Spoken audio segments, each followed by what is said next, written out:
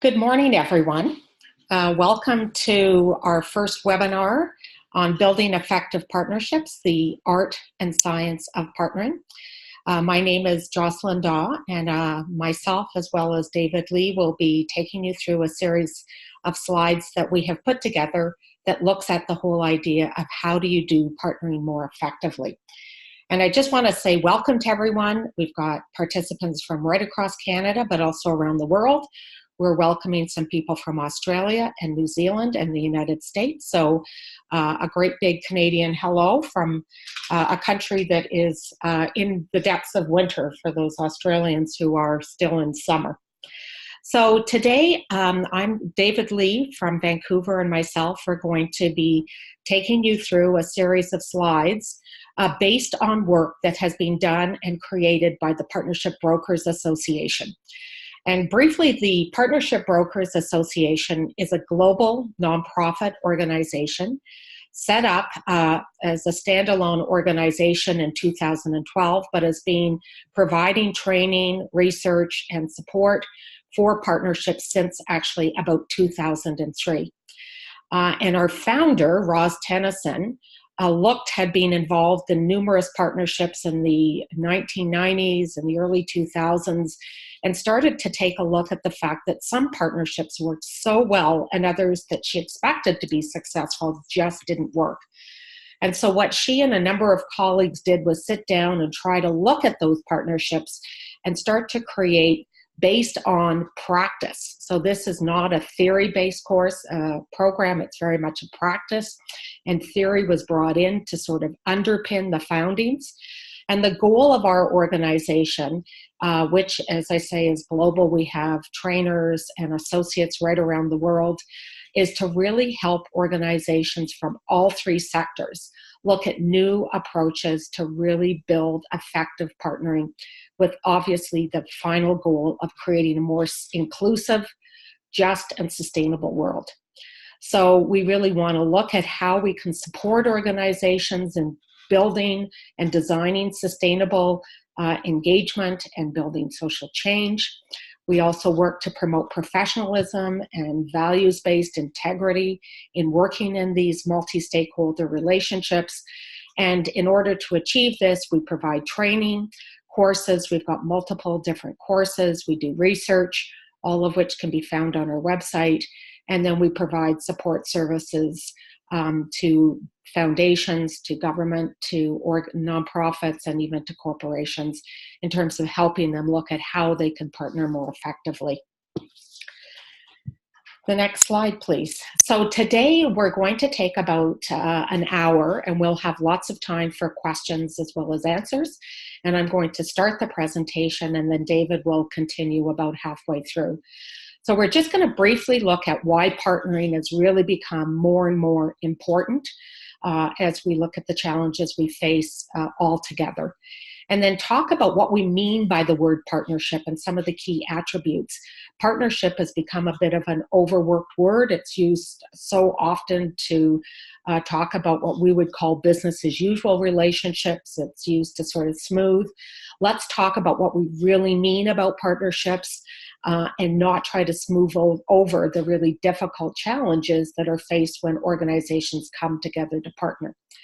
And then we're going to talk a bit about the how. This is a very practical, what are the kind of skills, provide some basic frameworks, some principles, some practices that can start to give you some essence, some understanding of things that you can take and apply to your own work. And then we'll end up talking about the important role of managing the partnership. So often, in my experience, so many of my colleagues also experiences that the project gets managed, but no one manages the partnership. So we're going to talk about the role of managing the partnership, looking at the whole idea of how someone can take on brokering, and then specifically look at what your role in the partnership might be. So first of all, when we look today how the world has evolved, and you can see that we have many, many shared challenges. And in fact, I often say to people, I think of the challenges that we face as a globe are so much deeper, more complex. It's happening at a greater speed. There's more and more scarcity in terms of the challenges that we're facing: pollution, climate change, water. You look at the 70% decline in the number of species. But at the same time, we're seeing innovation, creativity, participation, a real desire to come together to address these challenges. And one of the other big challenges we have is that the resources we have are not really growing. For me, a couple of years ago, I learned that philanthropy has not grown in 100 years. It is 2% of GDP. So when GDP goes up, our fundraising and resources go up. When it goes down, we lose resources. We look at the governments around the world. Here in Canada, there isn't a government that doesn't have major deficit and so many priorities. So we have to start to say, we have the resources that we're going to have. Let's think about how we're going to use those resources differently so that we can get different results and bigger results. So that's what we're going to look at today. And we're seeing more and more organizations such as the United Nations who've looked at their sustainable development goals and called out some of the big challenges we face, given direction and focus in terms of some of the goals. And then their 17th goal is this whole idea that we need partnerships. We need to collaborate across sectors, working with the usual suspects as well as unusual suspects to really come together to tackle our joint challenges. But that is a very challenging work. And so how we do that, and the United Nations has brought together about 4 global organizations, including the Partnership Brokers Association, a couple of universities, to look at providing resources to organizations to look at how they can partner more effectively. And we'll talk a bit more about it at the end of the session today. So when we look at partnering, there is no question it can be a way to work for bigger impact and to achieve greater value.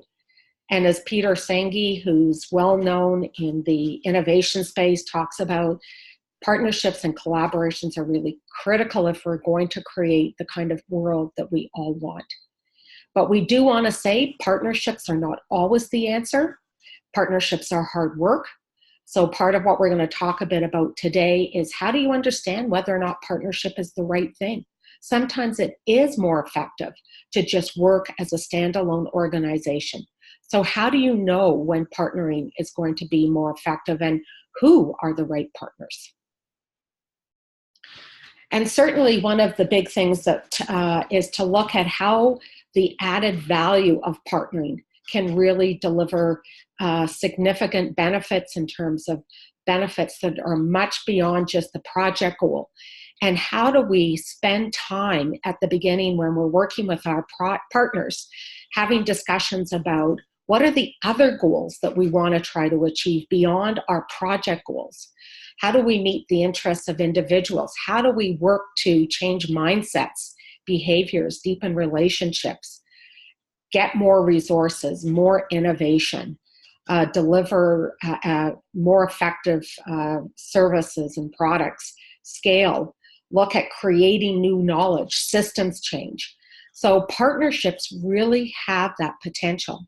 But one of the big things is to really think about how we partner with greater intentionality. So looking at how we partner is really what we're going to talk about next. Because as I've said, partnering is definitely hard work. People go in it with great enthusiasm. However, they often end up feeling that they fall short of expectations and they wonder why. So what we are looking at the Partnership Brokers Association is the importance of managing and focusing on the partnership process, not just the project work, but how people are working together, what's working effectively, what's working not effectively, how do we put the partnerships together that are fit for purpose. There is no one size fits all. And this work is very emergent and it's evolving. And one of the things that we do at the Partnership Brokers Association is our global associates, which is about 100 of us around the world, come together on an annual basis to talk about what we've learned as we've worked with sectors and organizations, as we've taught our course, because we often have learned so much from the people who we work with, and we take that material and really try to embed some of the new thinking into the material that we're providing so that we're continually improving, deepening the practice. The second thing is that it requires real intentionality. It can't just be sort of haphazardly done. Everything that is done in putting together the partnership as well as the project needs to have intentionality, needs to be fit for purpose, needs to be really purposefully thought through in terms of the kind of frameworks that you're going to use, the kind of tools that you might use, the skills that you're going to need. So intentionality is such a critical part of really building effective and successful partnerships. And then finally, it's people that make partnerships work. Peter Drucker, who's a famous management guru, always says that culture eats strategy for breakfast. And culture is created by people. And culture is created by values and what people intentionally think about in terms of how they want to work together. And we'll be talking about that in a few moments. So really what our goal is to work with all the sectors to help them better understand when and how to partner so that we can create more effective partnerships, not just here in Canada, but around the world.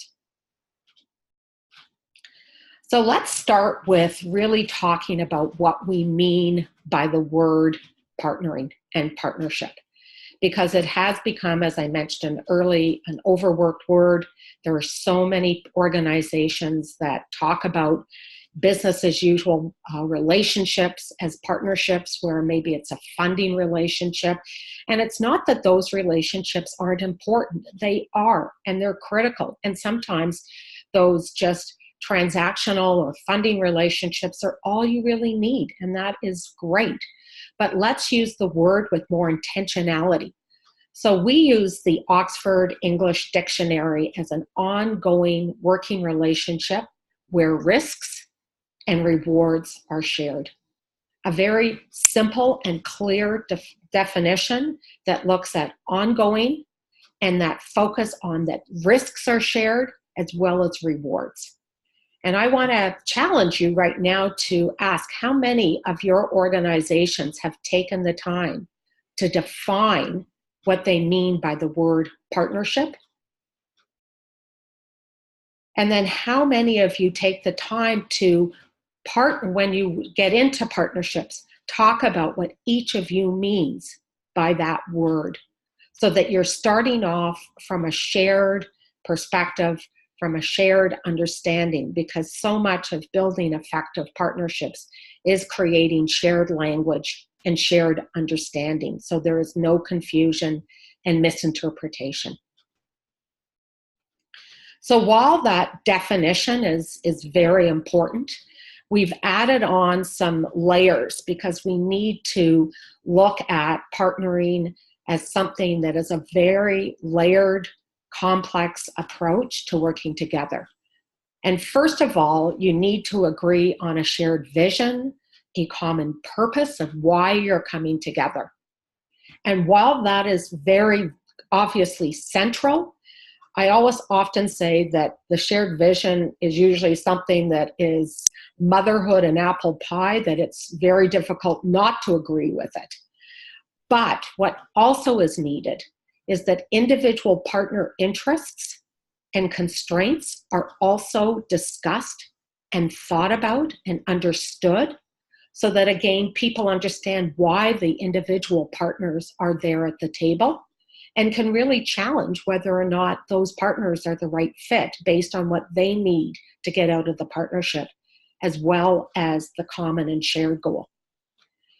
Next is really taking the time to have a co-creative approach to designing the partnership, designing the project work, jointly deciding, coming up with shared solutions, really creating together, designing together, so that you're sharing decisions, sharing leadership responsibilities, and above all, making a commitment to mutual accountability as well as horizontal accountability to the organizations you work with, to the people that you're there to actually serve. Why you're putting together this partnership is because there is an end user or group of users or issue that is going to be addressed more effectively. And that finally you take a values-based, principled approach to partnering. Next slide. So while there's partnering can have a clear definition, there is not one size fits all. And we look at different levels of partnerships, from those more traditional that many organizations are involved in today. They're working together around a strategy to partner around programs or services within an existing status quo. And those can be very, very important partnerships and are really useful partnerships. But how do we become more ambitious by thinking about those next level partnerships, those adaptive, where you're really looking at a cause or a specific issue, and you're looking at it from the point of view of a systems approach to addressing them. And finally, those more transformational partnerships where you're really looking at changing policies, changing practices that can lead to systems change. And one is not good, better, best. They have to be fit for purpose, but understanding the different layers, and if we can go to the next slide, helps you understand perhaps how you can change the level of impact, change the level of influencing that you can have by thinking about the different types of partnerships.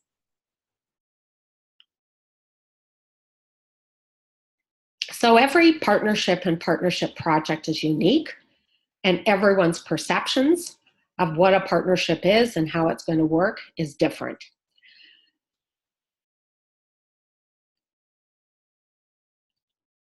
And we talk that every context is different. However, there are many common features. There is no one single partnership that's alike, and I'm sure that's your experience. They're all highly context specific.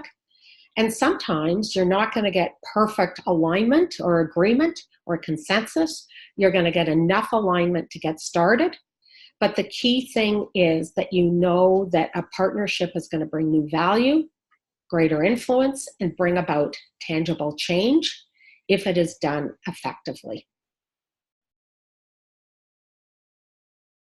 So what we look at is the fact that partnerships, because there is no one size, there's no one formula, really rely on a values-based approach.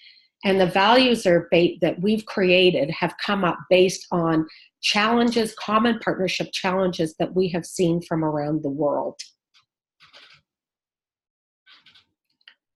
And the first is really often when organizations come together, when you're looking at even different organizations, and then you get the complexity of different sectors, you've got anxiety about difference. How do you look at those differences as actually diversity? And that diversity is really what brings about the innovation. And celebrating new thinking, new ways of looking at things, because those new approaches are what really help to unlock innovation. Another real constraint or challenge is partner imbalance. I've never seen a partnership where every single partner is absolutely equal, bringing the exact same resources, bringing as much money as everyone, bringing as many resources. So the key thing here is that every partner is at the table because they are bringing value. And so you have to make sure that there is equity. because equity ensures that there's inclusivity. And equity means that every person's voice is heard, that there's a feeling that decisions are made that are fair. And not every decision will be agreed upon, will be potentially everyone agrees with, but at least people will feel their voice has been heard. Hidden agendas. So often we come to the table and we all agree to the common goal, but we perhaps are not as open and transparent about what we need to achieve in order to make the partnership successful. So how do we start? By really creating openness and really being honest and open with each other that will build that accountability, help us better understand what our partners need to be successful, and really create that trust that's so critical. And then developing mutual benefit and understanding each other's interests, because mutual benefit requires that everybody is successful. And when everybody is successful, you get commitment, you get greater engagement, you're creating a sustainable model. So often organizations might feel they have competing interests, but if everybody understands what everyone needs to get out of the partnership, you can be successful. And finally, the one only thing that everyone has in common when they're partnering is the fact that there's uncertainty. Will this work? Will this make a difference? And so a big part of it is having courage, understanding what the risks might be and being prepared to address those together, understanding what rewards you want to achieve together. Because the courage is really what enables you to do things differently and to get those breakthrough results that are possible. So these core principles, and we invite organizations to add on to these, but to really put these at the heart of their partnerships, built based on partnerships from all around the world and true practice, not just theory. So embracing that diversity is really what brings the innovation and the new value. Ensuring equity builds respect. Openness is what leads to the trust, and no partnership can move without trust. And I always say partnerships move at the speed of trust. A commitment that everybody wins, because that's what will lead to greater engagement, longer commitment, and more sustainability. And then having the courage, because that is what will lead to the breakthrough results. This is a new way of working and a new way of collaborating, and that takes courage to try. So before we go any further, we'd like to invite any questions or comments. You can put up your hand, unmute yourself, or you can send a question through the chat, and we are happy to answer any of those. While we're waiting for questions, Jocelyne, it's David here with a question back to when you talked about adaptive and transformational partnerships. I wonder if we could speak a bit about what that might look like, especially when oftentimes we might feel that we pursue funding, the funding basically dictates what's being delivered in a project sense, so it can feel somewhat limiting in terms of how to move more towards the adaptive and to the transformational opportunities. Yeah, and I think that's such an important comment. And, you know, the whole idea of how do we help funders also better understand, and often funders are the ones who've been really encouraging partnerships, and sometimes you get into these kind of forced marriages or paper partnerships. And I think it's really important to engage the funder right at the outset, trying to explain that, you know, when you're looking at those greater partnerships that are really around, say, a cause, and, you know, I can talk specifically about a number I look at, a math partnership, an early math literacy partnership that I've been involved in here in Calgary, where we're working across universities and the school boards and the library and the Boys and Girls Club and jump math, and helping the funder understand that this is a long-term game, and that partnering is not something where you're going to get immediate results. So there has to be patience. There has to be a willingness on the funder side to also have the courage, also be prepared to look at how you can hear what the partners need to really be successful. When you're looking at those longer term systems change, where you're looking at, say, taking, a cause that you might have worked on. I look at All In for Youth here in the city of Calgary through the United Way, where they looked at how do we help students have more success in terms of more kids graduating, and not just graduating, be able to actually apply to college and university and take that learning and actually start to change systems and the way in which these things are addressed at the school board or even at the Ministry of Education level. So helping people understand this, the funders, that these, when you work in partnership, it is not going to be quick fixes. These are long-term relationships. If they're looking for something that's a quick fix, then fund one organization. But if you're looking at really trying to change a cause or a bigger issue, those are longer term gains. I see there's a couple of questions here, David, and I'm wondering whether or not you could read those out. Sure. So from Shelby, we've got the question are, what formal or informal training do first-time partnership brokers need? And then as a bit of a follow-up to that, are there any inherent traits or personalities that are more aligned, adept, for people who would be more adept at partnership brokering? And that's a great question. We're going to talk a bit at the end about the kind of training that we offer at the Partnership Brokers Association. So we'll share that with you. We've got a number of one-day courses, 4-day mentoring programs, advanced skills.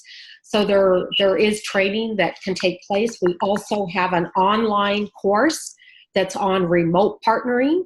So that's working with organizations that might not be in your same city, that might be in another part of your province or another country even. So there are training. Our website, www.partnershipbrokers.org, has a lot of research and other resources that we have. The Promoting Effective Partnering website that's run by the United Nations has a lot of resources as well. But we'll talk a bit about the training that we offer here in Canada. We've got some courses coming up. In terms of the traits, David's going to talk a bit about that after in our second section, looking at the fact that there's an art to partnering and there's a science to partnering. So there's processes and sort of frameworks that you can use. We'll share those with you.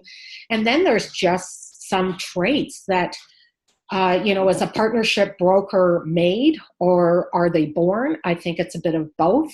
But definitely understanding what is needed to be an effective broker is something that we share. And when we do our training, we do things like role playing. So we're building empathy, we're putting you into other people's shoes so that you really get a chance to understand how your partner might be thinking. So we'll be looking at that in the next set of slides that we have. Great. Well, if perhaps we can move on to that, and we would encourage folks, if you've got questions, even as they arise during the slides, you can certainly send them through the chat, and then we can make sure that we address them just at the tail end of the time we have together this morning.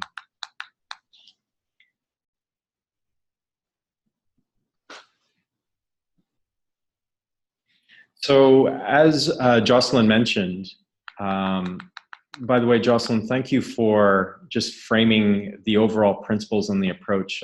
One of the things that I take away from that is the real attention to the process and the relationships that need to be built.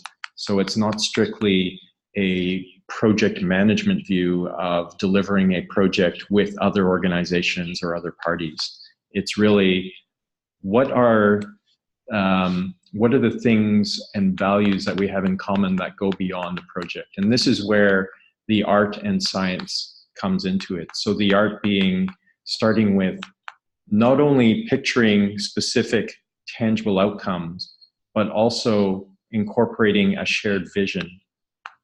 And then on the relationship side of things are the people skills. So to Shelby's question, I don't know if I would call them inherent traits, but I would certainly call them things that we all need to work on. So the people skills, and in particular, listening skills, which certainly can be learned, engagement skills, and developing that ability to take the time, listen, understand, and have empathy for people and organizations that might come from very different places. And this is particularly true when we talk about cross-sector partnerships, where we may come into these with some preconceived notions about what a person from the private sector would be looking for versus the nonprofit sector. And even within nonprofit, there can be differences within social services versus environmental versus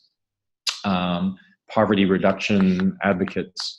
And a big part of the art is how we create the opportunity for people to really go further than what those stereotypes might be. And the first step there is to acknowledge that they exist.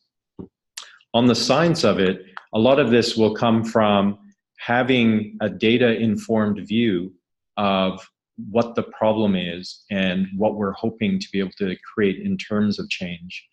And in addition to that, there are a lot of, another inherent trait can be around that ability to not only hold the higher vision, but also translate that into the specific steps that need to be done week on week, and having the proper communication protocols in place, the discipline around documenting,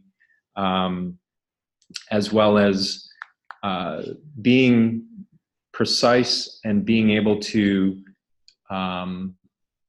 call upon each perspective to be brought into what can sometimes be very emotional conversations, given the challenge or the problem that a partnership might be pursuing.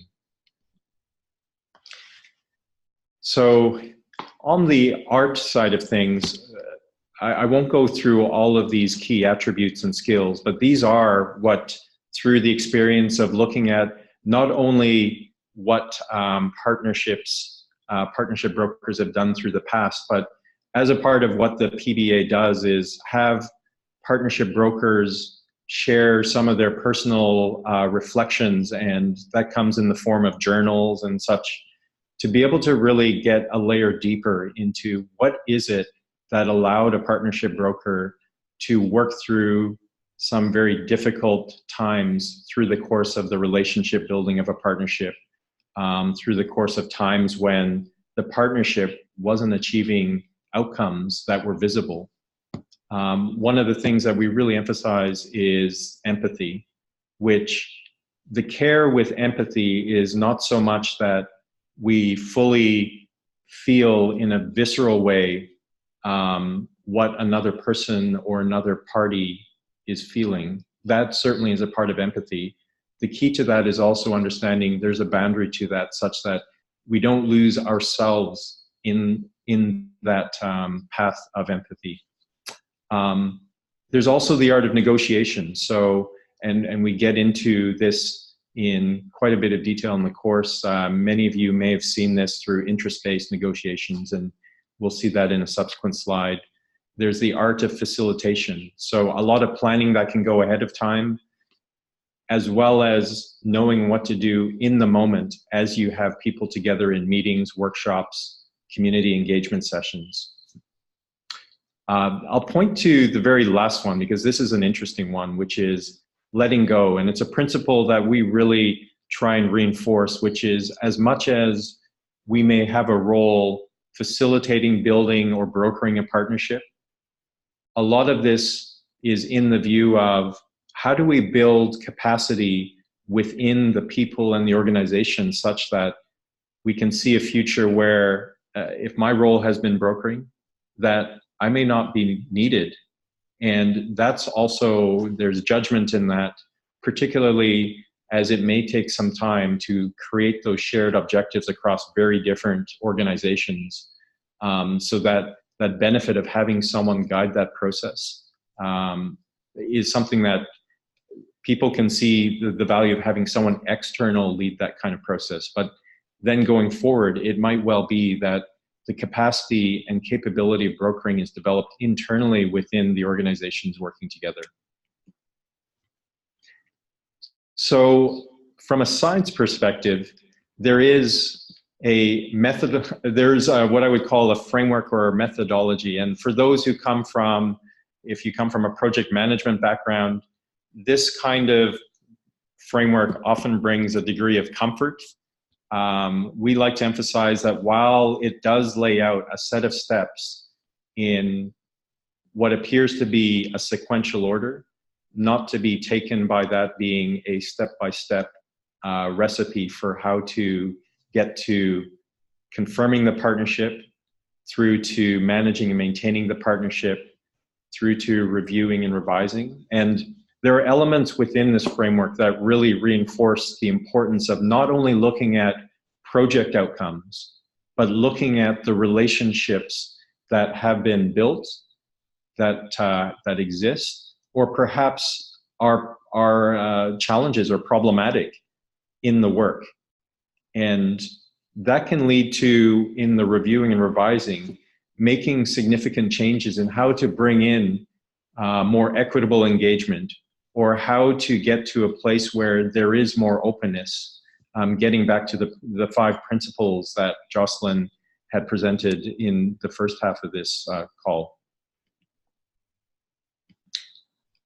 Now, this is a formula, it appears, didn't mean to bring algebra in the morning, but basically it's a formula for helping think about, should we partner?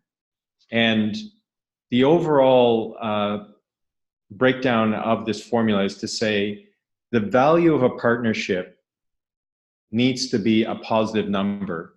And the things that need to be taken into account are not only the outcomes of the partnership from, let's say, a specific project perspective, it's the added quality of what's come about because the partners have come together.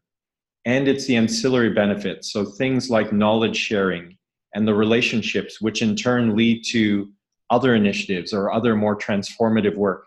Maybe a particular partnership then several years later, because of the relationships that have been developed, lead to more substantial policy change because the partners then come together in terms of advocacy for policy change.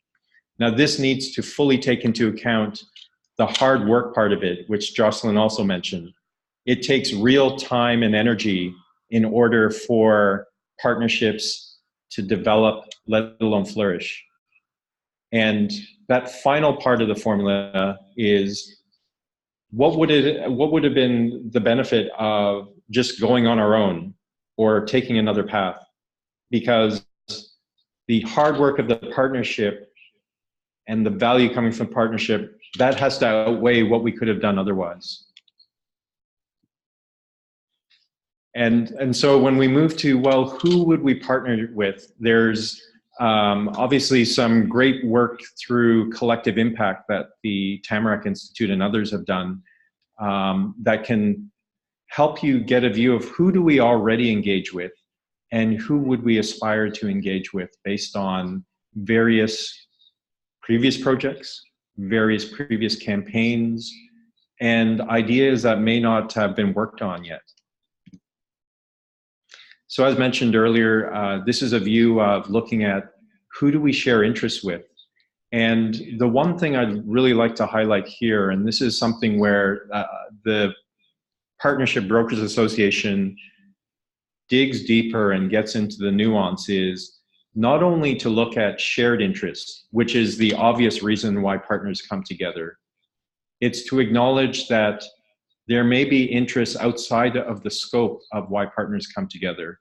And there may also, in fact, be conflicting interests.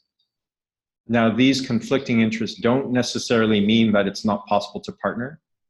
This gets into the striving for openness and building trust, where partners can acknowledge where their interests may actually not be aligned, and then make more informed decisions about how to proceed together as partners.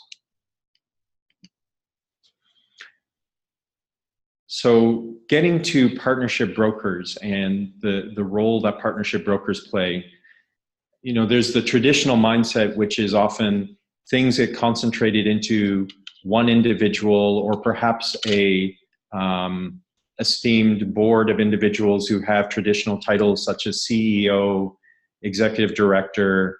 And what partnership brokering really leads to is a collective leadership mindset. And what we in fact start to look at is not so much there are roles of project leader or partnership broker.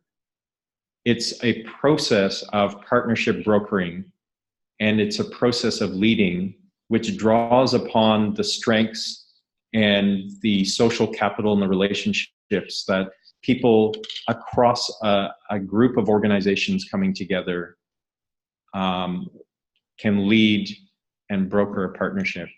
And with that, it's easy to say that, and unfortunately with a 1-hour webinar, it's challenging to get into all the detail and the nuance of it. But it's really that shift in mindset, which then makes us think about, well, what is the role of a partnership broker?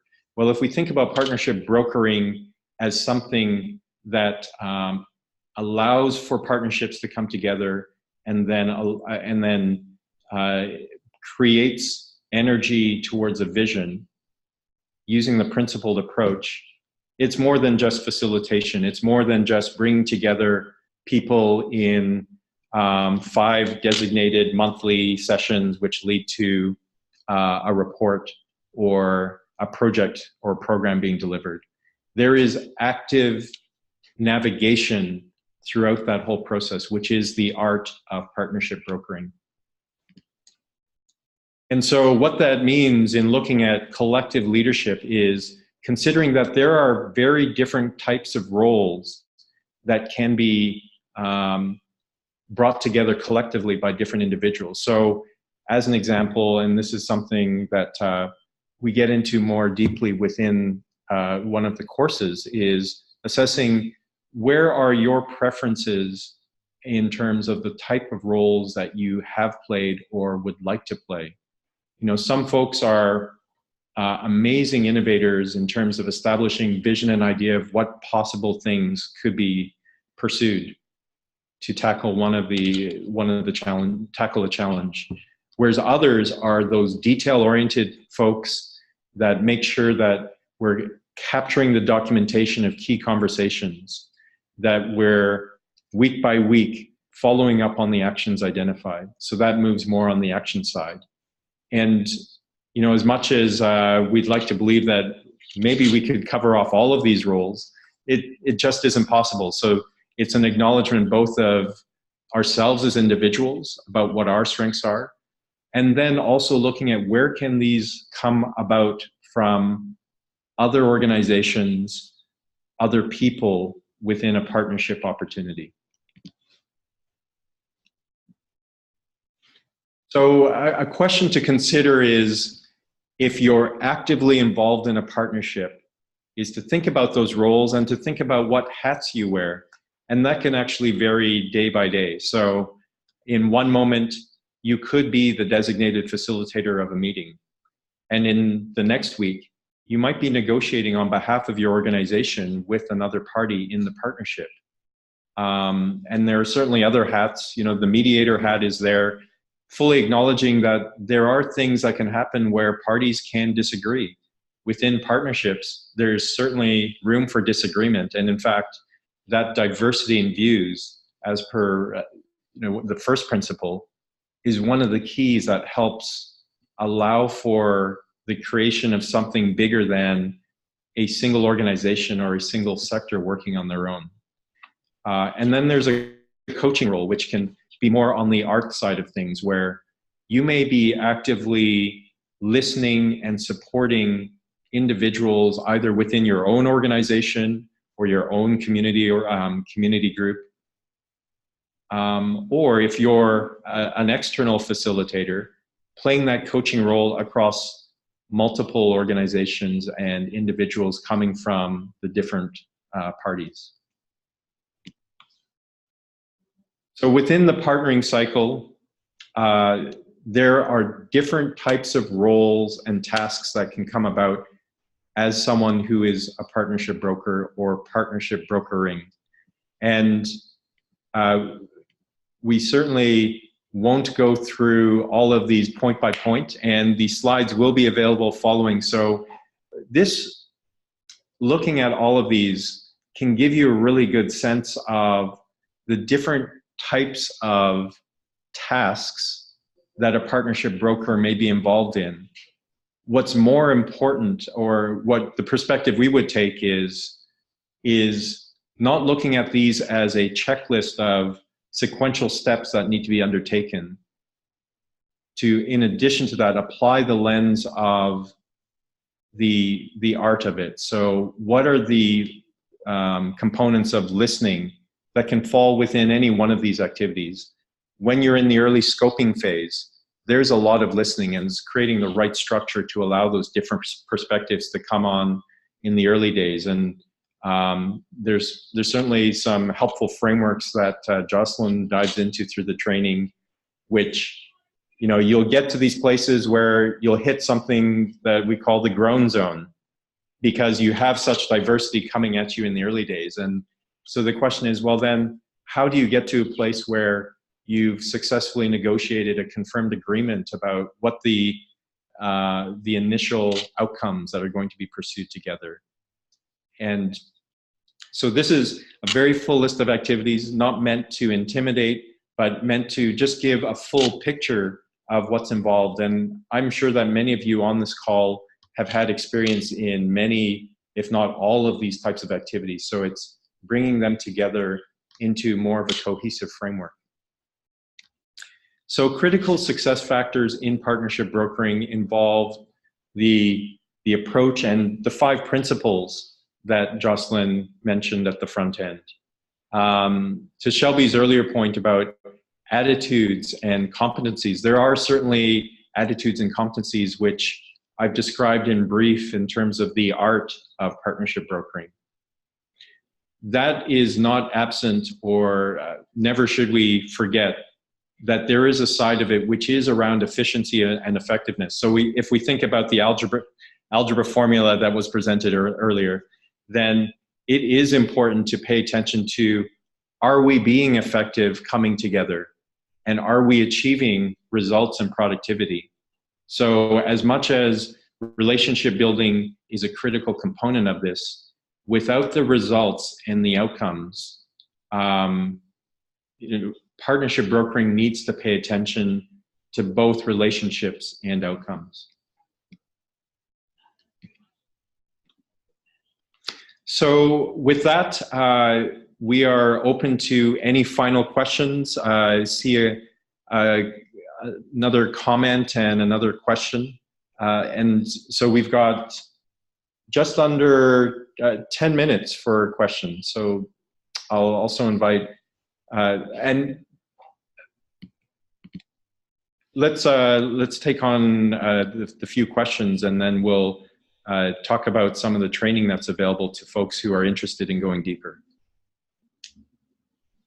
So I just was going to add, David, Marilyn from Toronto sent in something about the importance of resilience as being a critical skill or attribute. And I think that's so true, because, you know, when you're dealing with all sorts of different sectors and different needs and different constraints, you just have to have the capacity to be able to really hang in and look at the higher purpose and the bigger goals to keep you motivated and keep going, because it definitely is hard work, and the results, if done well, can absolutely be more effective, but it definitely is required. Yeah, I really appreciate that comment. I think it comes back to the fact that this is hard work. And, you know, what we find oftentimes is this is done off the sides of desks. And I think what we really look to reinforce is acknowledging the reality that often these partnerships do begin off the side of people's desks, to being able to convey how do we create the level of commitment and commitment in time and commitment in resources to something like this.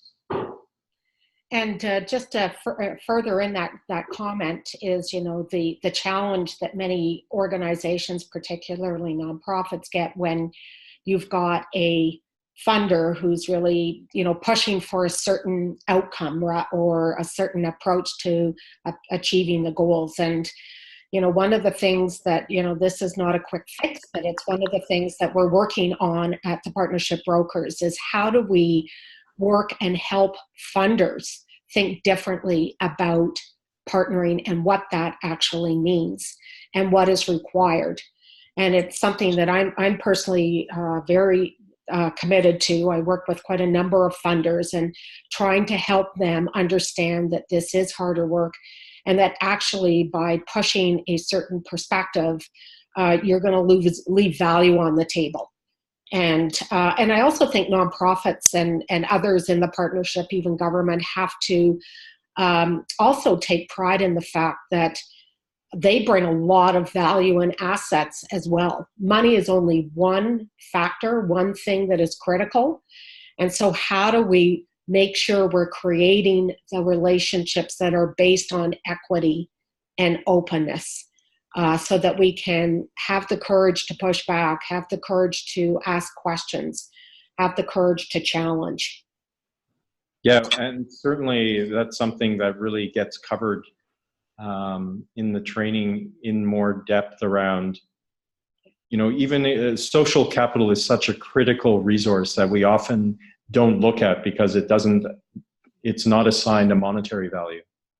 And, you know, even with grassroots community organizations, being a part of a conversation is to really acknowledge the importance and the value of that community voice being a part of the conversation.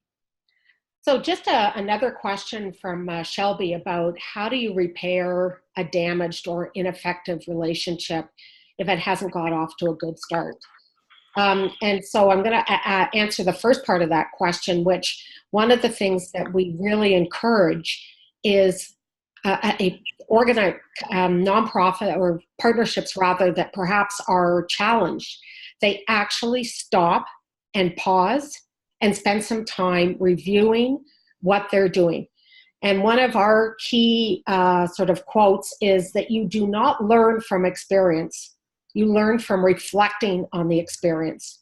So taking the time to stop and say, what's working, what's not working, having the courage to change course because perhaps you haven't taken the time to set the partnership up.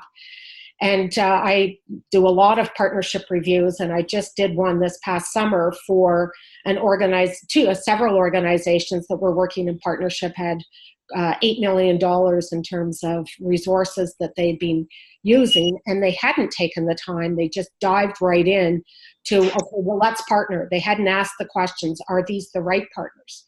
What are we actually trying to achieve? What's the problem we're trying to solve? And more importantly, spending time to write it down, put the governance model in place that allows for the equity, where, you know, you can't allow just an individual partner who dominates the group and stalls progress, which is another second part of that question. And we have a new tool that we've worked, that two of our colleagues from the Netherlands have put together called the Partnership Learning Loop, which gives you a framework for reviewing your partnership and looking at how you can think differently, how you can find those pressure points where things aren't working. The Partnership Learning Loop is both a framework as well as an online survey tool, review tool, which gives you a chance to sort of look at the different layers. Is there a problem with maybe the structure? Is there a problem with an individual partner? How do you address that? And certainly coaching, Marilyn has answered that, coaching alongside, can help with some of the difficult conversations. It's a challenge sometimes, and I find especially for Canadians who are all too darn polite, don't push down, push back and push on hard conversations, ask some of the tough questions, but sometimes you don't know the questions to ask. So taking time thinking about that, and we do cover a lot of that in the course. Mm-hmm. So just as we're winding down, David, I wondered if you'd like to maybe talk a bit about the course and some of the things that we're looking at offering, especially for the upcoming Vancouver course, which will be offered in February. Sure thing. So, and I see another question which we'll get to from Brad, but just ahead of that, if this has resonated with you, particularly in terms of you personally playing this kind of role in cross-sector partnerships, then Jocelyne and I would love to spend 4 days with you. There are 3 courses coming up across Canada, which is really excited in 2019. The first one being in Vancouver, and in April in Toronto, Edmonton in June. And for the Vancouver course, which will be held downtown, it's February 25th to 28th. And as a part of this webinar promoting the training, that we're offering a $200 discount to the first 5 registrants coming from a nonprofit organization. If this is of interest to you, then absolutely please feel free to connect with us. You'll see that there's the website at Jocelyne's website, www.jsdaw.com/training, and you'll get all the information there. And just, oh, sorry, Jocelyne. I was just going to mention, you can also go on the Partnership Brokers training, but it's a little bit more complex to navigate because it lists all the training from around the world. But if you are interested in seeing that, but all of the brochures and the application forms are directly accessible through that jsdaw.com website. Yes. Now, to Brad's question, just before we close, it's a good question. Wish that there would be an easy way to turn that into a mathematical formula in terms of a longer-term view and assessing what that potential can look like and seeing if a partnership would be helpful. A really helpful frame, I believe, would be to look at what the outcomes are from a transformational perspective. And in some cases, there has been work, depending on the social challenge or environmental issue that you're pursuing, where people have done longer term business cases. I can think around tackling homelessness and, the case of what the vision and what the benefits are from that. So it still requires looking at the same kind of categories of the amount of work put in. In a longer term view, you're looking at investing at potentially having a backbone or a community quarterback type organization convene people over a longer period of time. So that's a bigger investment. But the payoff can certainly be bigger in terms of overall social impact within a community. And I see a final question about the slides from today's webinar. They will be made available. Yeah, and we have recorded this webinar, which will include the slides, and we will post that and send out a copy to everyone who's been on the webinar today. And look forward to hearing from you. Please feel free to get in touch with us if you have any further questions, or if you're interested in the specific training that we're offering in 3 cities across Canada. And just mention our partners. We have a partner at each of the cities. In Vancouver, it's Vantage Point. In Toronto, it's the Atmospheric Fund, and in Edmonton, we didn't get their logo up, but it's the Edmonton Chamber of Voluntary Organizations. And all of these organizations have participated and taken advantage of the training and are really committed to the value and really helping Canadians deepen their ability and their effectiveness to partner really with the goal of creating better results for all of us. So on behalf of David and I, thank you so much for your time today, and we'll look forward to staying in touch. Thanks, everyone. Thank you.